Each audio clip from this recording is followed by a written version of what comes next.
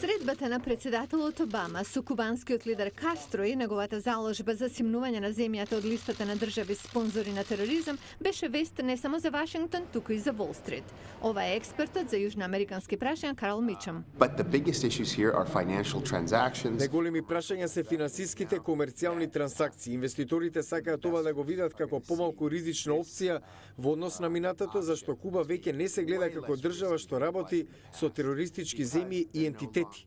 Само Конгресот може да го крене децениското ембарго кое забранува американски компании да работат со Куба, освен извоз на храна и други добра што имаат за цел да му помогнат на кубанскиот народ.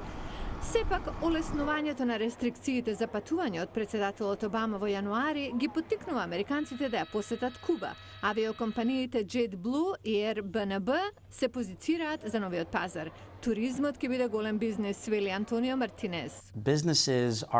Бизнисите се возбудени затоа што се работи за пазар од 11 милиони луѓе кои што живеат на островот и сега се подготвуваат за 3 милиони туристи. Кога ембаргото ќе биде кренато и односите целосно ќе се нормализираат, се очекува волуменот на туристи да се удвои. Финансиските компании со кредитни картички како Mastercard и American Express се подготвени, но Мартинес предупредува дека процесот ќе биде бавен и дека Куба ќе ја има контролата. Треба да имаме впредвид дека иако сите сакаат да имаат бизнис со Куба, Куба нема да сака да работи со секого. Тие ќе можат да ги избираат своите бизнис партнери.